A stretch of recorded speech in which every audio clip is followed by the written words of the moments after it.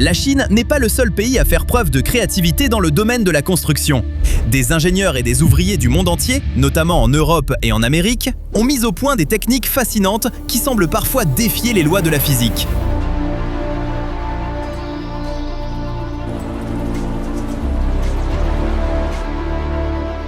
Des maisons imprimées en 3D, aux fenêtres capables de produire des algues pour générer de la chaleur, en passant par le béton capable de se réparer tout seul, ces prouesses d'ingénierie repoussent les limites du possible.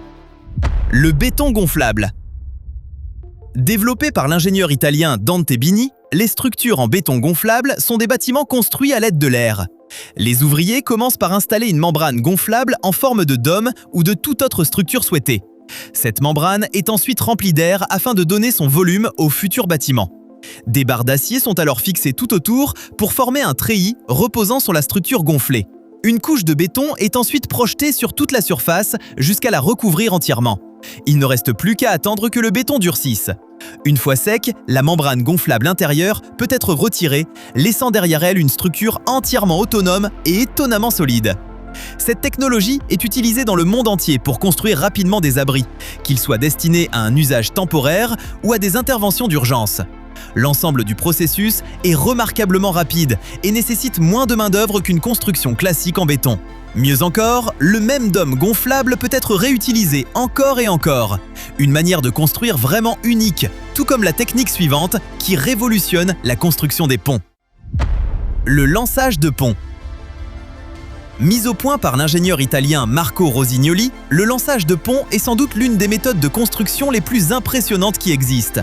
Les différentes sections du pont sont d'abord acheminées sur le chantier. Elles sont préfabriquées en usine et conçues pour s'assembler parfaitement. Une fois tous les éléments sur place, l'assemblage commence. Mais au lieu de construire le pont directement entre ces piles, il est entièrement monté sur un terrain situé à proximité. Ensuite, un avant-bec de lançage est installé au-dessus de l'espace que le pont doit franchir. Cette structure métallique, composée de poutres, sert à soutenir l'ouvrage pendant la phase suivante. C'est alors que le véritable spectacle commence. De puissantes machines pesant plusieurs tonnes soulèvent le pont dans son intégralité. La structure est ensuite déposée sur des appuis spéciaux recouverts de matériaux à très faible friction, ce qui lui permet de glisser sans se déformer. Ces machines spécialisées, associées à des vérins hydrauliques, font ensuite avancer lentement le pont jusqu'à son emplacement définitif. Il est fascinant de voir une structure aussi gigantesque se déplacer presque comme si elle flottait dans les airs. Une fois le pont en place, la structure métallique provisoire est retirée et l'ouvrage est définitivement fixé. Pour les petits ponts, cette méthode permet d'installer toute la structure en une seule fois. Pour les ouvrages plus imposants, le lançage est réalisé par étapes. De grandes sections sont progressivement poussées vers l'avant, tandis que de nouvelles sont ajoutées à l'arrière, jusqu'à ce que le pont soit entièrement assemblé. Ce procédé exige une coordination parfaite, car la moindre erreur ou le moindre mauvais alignement peut endommager l'ouvrage, voire provoquer son effondrement. Malgré cela, cette méthode reste bien plus rapide que la construction traditionnelle, où le pont est réalisé directement au-dessus du vide, segment par segment. Le lançage de pont permet de réduire plusieurs semaines de travaux à seulement quelques jours. La construction en terre compactée. La construction en terre compactée est une technique ancestrale qui remonte au néolithique et qui permet d'accélérer la construction d'une maison. Les ouvriers commencent par installer un coffrage ayant la forme de la future structure. Ils y déposent ensuite de la terre, qui est compactée à l'aide d'une machine ou manuellement. Cette opération élimine l'air présent entre les particules de terre, ce qui la rend beaucoup plus dense. La terre est ajoutée couche après couche, chacune étant compactée séparément afin d'obtenir la meilleure densité possible. Cela améliore considérablement la stabilité et la résistance de l'ensemble de la structure. Une fois le mur entièrement réalisé, le coffrage est retiré, révélant un résultat étonnant. La structure en terre, totalement autonome, est extrêmement robuste et peut rester intacte pendant des années. Elle offre également une excellente isolation, conservant la chaleur en hiver et la fraîcheur en été. Certains architectes utilisent même cette technique avec différentes couleurs de terre afin de créer des bâtiments aux motifs spectaculaires. L'architecture cinétique. L'architecture cinétique est une méthode de construction qui n'est pas seulement impressionnante à regarder, mais aussi extrêmement pratique. Les bâtiments conçus selon ce principe possèdent des éléments capables de se déplacer. Selon les besoins, ces mouvements permettent d'agrandir certains espaces ou de protéger le bâtiment des conditions climatiques. Par exemple, le Burke Brise-Soleil, installé au sommet du Milwaukee Art Museum, déploie une immense structure qui s'ouvre comme les ailes d'un oiseau pour offrir de l'ombre aux visiteurs tout en protégeant le musée des intempéries. Mais ce n'est qu'un exemple parmi tant d'autres. Le One Ocean Pavilion possède une façade mobile capable de créer différentes formes et différents motifs. Le Boone Finance Center utilise un système similaire où les façades se déplacent selon des mouvements complexes afin d'ouvrir ou de fermer certaines parties du bâtiment pour accueillir davantage de personnes. Un autre exemple remarquable est celui des tours Al-Bahar, dont une enveloppe inspirée d'un immense parasol s'ouvre et se referme afin de limiter la chaleur et l'éblouissement causés par le soleil. Le plus impressionnant reste toutefois la Sharifia House, dont certaines pièces pivotent pour agrandir les espaces intérieurs. L'architecture cinétique en est encore à ses débuts, et ce que nous voyons aujourd'hui n'est probablement qu'un aperçu de son potentiel. Avec les progrès de la technologie, il est difficile d'imaginer jusqu'où cette idée pourra aller. Le coffrage glissant. L'architecte américain James McDonald a mis au point une méthode bien plus rapide pour construire des bâtiments grâce à une technologie appelée coffrage glissant. Son fonctionnement est assez simple. Les ouvriers commencent par installer une plateforme de coffrage qui constitue le moule de la future structure. Le béton est ensuite coulé en continu dans ce moule. Pendant ce temps, l'ensemble du coffrage grimpe progressivement le long du bâtiment. Le béton durcit, créant un nouveau support, puis le coffrage poursuit son ascension. C'est un peu comme une machine vivante qui construit son propre chemin au fur et à mesure de sa progression. Cette technique permet d'ériger de hauts ouvrages en seulement quelques heures ou quelques jours. Elle présente toutefois certaines limites. D'abord, le coffrage ne peut pas être modifié en cours de construction, ce qui le réserve aux bâtiments présentant une structure répétitive. Ensuite, comme tout l'ouvrage est coulé en une seule opération continue, la hauteur maximale reste limitée. C'est là qu'intervient une autre méthode très proche appelée coffrage grimpant. Son principe est similaire, mais au lieu de couler le béton sans interruption, le coffrage monte étage par étage. Cela offre davantage de contrôle sur la forme du bâtiment et permet de réaliser des plans beaucoup plus complexes. Même si cette méthode est un peu moins rapide que le coffrage glissant, elle reste extrêmement efficace pour construire des gratte-ciel en un temps réduit, tout en limitant les déchets et les nuisances sonores. Dans les deux cas, le coffrage est déplacé grâce à des vérins hydrauliques qui fonctionnent ensemble, un peu comme les nombreuses pattes d'une chenille qui grimpe. Le béton lumineux. Mis au point en Allemagne et en Hongrie, le béton lumineux est une technologie émergente aussi pratique que spectaculaire. Ce nouveau type de béton contient des matériaux phosphorescents qui lui permettent de briller dans l'obscurité. Pendant la journée, ces matériaux absorbent la lumière, puis la restituent une fois la nuit tombée, créant une lueur particulièrement élégante. Les chercheurs envisagent notamment d'utiliser cette invention pour construire des routes. Si les chaussées s'illuminent elles-mêmes, les automobilistes pourront suivre leur trajectoire plus facilement, ce qui réduira le risque d'accident. Mais cette technologie ne se limite pas aux routes. La mosquée Al-Aziz à Abu Dhabi repose sur un principe similaire. Des éclairages installés derrière les calligraphies permettent à celles-ci de s'illuminer dans l'obscurité, ajoutant une nouvelle dimension à la beauté du monument. Le béton lumineux est une innovation fascinante qui, une fois pleinement maîtrisée, pourrait bien trouver sa place dans les bâtiments du monde entier. Le coffrage tricoté en 3D. Développé par l'ETH Zurich en Suisse, le coffrage tricoté en 3D est un concept relativement récent, conçu pour réaliser facilement des structures en béton aux formes complexes. Le procédé débute avec une machine à tricoter industrielle qui fabrique une toile à double épaisseur aux dimensions exactes de la future structure. Cette toile est ensuite tendue et mise en forme à l'aide de cordes et d'un cadre périphérique, constituant ainsi le moule. Une couche de béton est ensuite projetée sur la surface extérieure, suffisamment épaisse pour assurer la solidité de l'ensemble, mais assez fine pour ne pas alourdir la structure. Une fois le béton durci, la construction est terminée. Aucun besoin de briques ni de parpaings. Le cadre et les cordes de maintien sont retirés, laissant une structure capable de tenir debout toute seule. Et ce n'est pas tout. Cette méthode de construction s'est également révélée extrêmement résistante. Le pavillon Knit Candela, construit au Mexique grâce à cette technique, a été réalisé avec une toile tricotée ne pesant qu'environ 25 kg. Une fois terminé, l'ouvrage pesait près de 5 tonnes et tenait entièrement debout, sans aucun support. En plus de sa robustesse, cette méthode offre un autre avantage. Comme elle ne nécessite aucun moule rigide, les constructeurs peuvent créer très facilement des courbes prononcées et des formes ondulées. Passons maintenant à une nouvelle méthode d'isolation que même la NASA utilise. L'isolation en aérogel. L'aérogel est un matériau si étonnant qu'il semble presque magique lorsqu'on ne connaît pas son fonctionnement. Mis au point aux États-Unis, il est fabriqué à partir de l'un des meilleurs isolants au monde. À quel point est-il performant? Vous pouvez allumer un feu juste sous une fine plaque d'aérogel sans même faire fondre un morceau de chocolat posé dessus. Son pouvoir isolant est tout simplement incroyable, ce qui explique pourquoi cette même substance est utilisée par la NASA pour protéger ses vaisseaux spatiaux ainsi que les combinaisons des astronautes. En plus de cela, l'aérogel est extrêmement léger. Si vous en teniez un morceau dans la main, vous le sentiriez à peine. C'est justement cette propriété qui le rend si intéressant dans le secteur du bâtiment. Il est désormais utilisé pour isoler les habitations avec des performances qu'aucun autre matériau n'égale. Il sert également d'isolant acoustique en réduisant considérablement les nuisances sonores. Et ce n'est pas tout. Grâce à son efficacité exceptionnelle, une très fine couche d'aérogel suffit pour obtenir les mêmes performances qu'une couche beaucoup plus épaisse d'un isolant classique. Cela permet de gagner de précieux centimètres et d'augmenter la surface habitable. La construction de haut en bas. Habituellement, lorsqu'un immeuble est construit, les travaux commencent par les niveaux souterrains avant de remonter progressivement vers la surface. Mais une technique développée aux États-Unis bouleverse complètement cette logique. Appelée construction de haut en bas, elle consiste à construire simultanément vers le haut et vers le bas. Son fonctionnement est assez simple. Les ouvriers commencent par ériger la partie visible du bâtiment, tandis qu'en parallèle, les travaux d'excavation progressent sous terre afin de créer les différents niveaux du sous-sol. À mesure que le bâtiment s'élève, il s'enfonce également dans le sol. Mais comment l'ensemble reste-t-il stable? Tout repose sur la manière dont l'excavation est réalisée. Chaque nouveau niveau de sous-sol apporte un soutien supplémentaire à la structure. Les dalles des sous-sols servent de renfort aux murs de soutènement et reprennent progressivement les charges.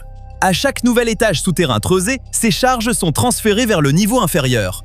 Ce processus est répété jusqu'à l'achèvement complet du bâtiment. Cette méthode gagne rapidement en popularité, notamment dans les grandes villes. D'une part, elle permet de réduire considérablement la durée des travaux en avançant sur deux fronts à la fois. D'autre part, elle limite les mouvements de terrain, un avantage majeur dans les zones urbaines très denses. Les fondations flottantes pour les éoliennes. Des ingénieurs du Royaume-Uni et du Japon ont trouvé une nouvelle manière d'installer des éoliennes en pleine mer. Traditionnellement, les éoliennes reposent sur d'immenses fondations ancrées jusqu'au fond de l'océan. Mais une nouvelle approche consiste à les faire flotter. Pas comme un bateau, cependant. Le principe se rapproche davantage de celui des plateformes pétrolières offshore.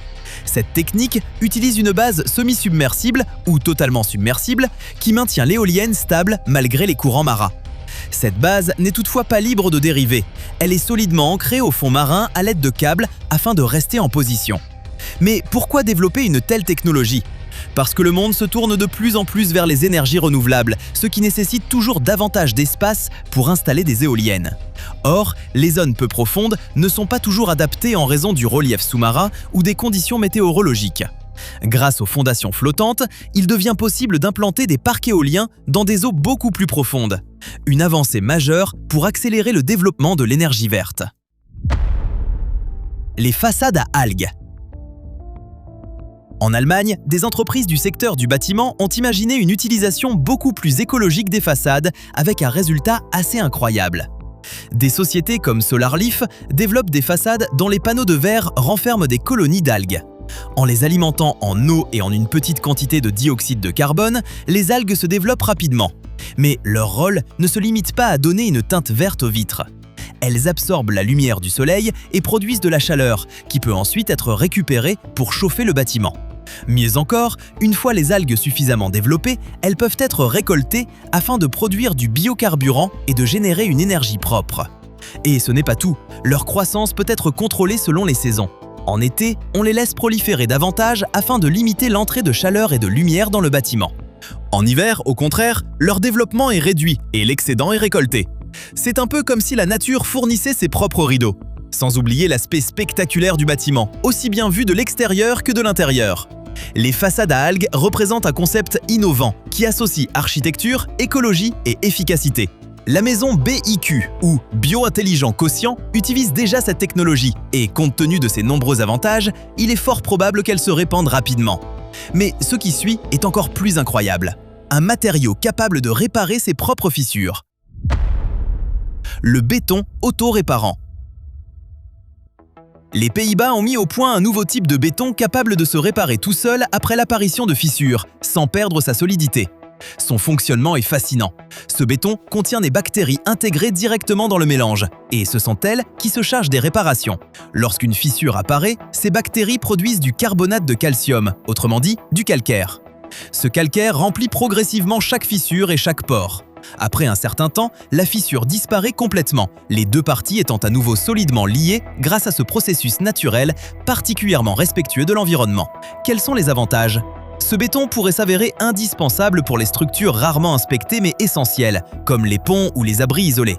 Il serait également idéal pour réparer automatiquement les fissures situées dans des endroits très difficiles d'accès, comme les façades extérieures des gratte-ciel. Les fondations amphibies. Dans les régions où les inondations représentent une menace permanente, comme en Louisiane, les constructeurs ont imaginé une solution originale.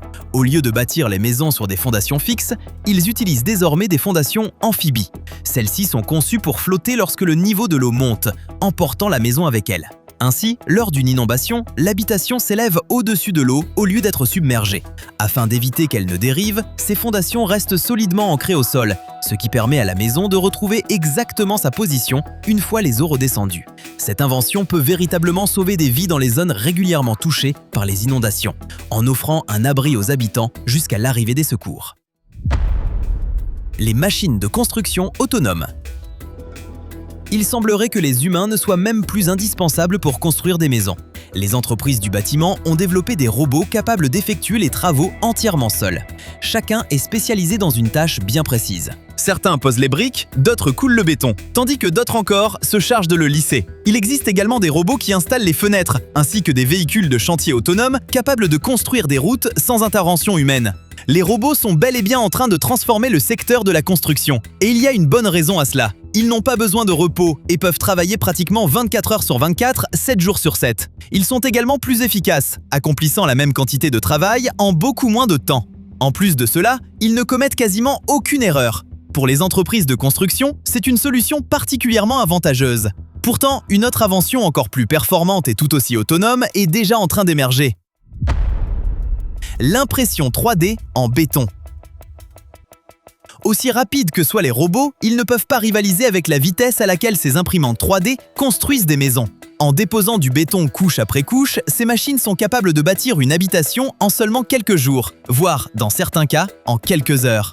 Le béton utilisé sèche très rapidement. Ainsi, lorsqu'une nouvelle couche est déposée et que la tête d'impression termine un tour complet autour de la structure en cours de construction, les couches inférieures sont déjà suffisamment durcies pour supporter les suivantes. L'imprimante est elle-même gigantesque, ce qui est indispensable puisqu'elle doit construire des bâtiments encore plus imposants. Et pourtant, aucun opérateur ne la pilote en permanence. Les instructions sont programmées à l'avance, puis la machine les exécute automatiquement jusqu'à ce que la structure soit entièrement achevée. Les bâtiments réalisés de cette manière sont étonnamment solides et surtout d'une précision remarquable. Chaque couche est déposée parfaitement, sans la moindre erreur, créant un motif aussi fascinant qu'élégant. Mais même si cette méthode de construction gagne rapidement en popularité et impressionne par sa rapidité, peut-elle vraiment rivaliser avec la beauté de cette technique ancestrale ? Les maisons semi-enterrées. Cette méthode de construction existe depuis aussi longtemps que l'être humain bâtit des habitations, et elle n'a toujours pas perdu de son intérêt. Son principe est extrêmement simple, mais le résultat est spectaculaire. Tout commence par l'excavation du terrain avant le début des travaux. Une fois le sol préparé, une structure particulièrement robuste est construite afin de supporter de lourdes charges. Une fois la maison terminée, elle est entièrement recouverte de terre, à l'exception des ouvertures destinées aux portes et aux fenêtres. Et voilà l'une des techniques de construction les plus ingénieuses jamais imaginées. Les avantages sont nombreux. La terre agit comme un excellent isolant acoustique, offrant un intérieur calme et silencieux. Plus important encore, elle protège efficacement la maison contre les variations de température. Même pendant les étés les plus chauds, l'intérieur reste agréablement frais, à la manière d'une grotte. En hiver, la terre conserve la chaleur avec une efficacité exceptionnelle. Mais ce qui distingue vraiment cette technique, c'est son esthétique. Une fois recouverte de végétation, la maison semble tout droit sortie de la comté dans Le Seigneur des Anneaux. Son intégration dans la nature est tout simplement apaisante. Malgré ses origines très anciennes, cette méthode reste encore aujourd'hui l'une des plus impressionnantes. Mais si votre objectif est de construire rapidement et facilement, la technique suivante est encore plus adaptée. La construction modulaire préfabriquée. Qui aurait cru qu'il serait un jour possible d'assembler des maisons comme des briques Lego? Et pas seulement des maisons, mais aussi des gratte-ciel. Une technologie développée en Suède, au Royaume-Uni et au Danemark a rendu cela possible. Son principe consiste à fabriquer à l'avance, en usine, les différents éléments du bâtiment, comme les murs, les fenêtres ou encore les toitures. Ces modules sont ensuite transportés sur le chantier, où ils sont assemblés en seulement quelques heures. Chaque élément est conçu pour s'emboîter parfaitement avec les autres ou être relié grâce à des systèmes de fixation spécialement prévus à cet effet. L'ensemble de la maison peut ainsi être monté très rapidement et, étonnamment, offrir une solidité comparable à celle d'une construction traditionnelle. Ce qui impressionne le plus reste cependant la vitesse d'exécution. Un gratte-ciel entier peut être construit en seulement quelques jours, tandis qu'un grand nombre de maisons peuvent être assemblées en quelques heures. Cette technique nécessite également beaucoup moins de main-d'œuvre. Une petite équipe suffit pour monter une structure modulaire avec efficacité.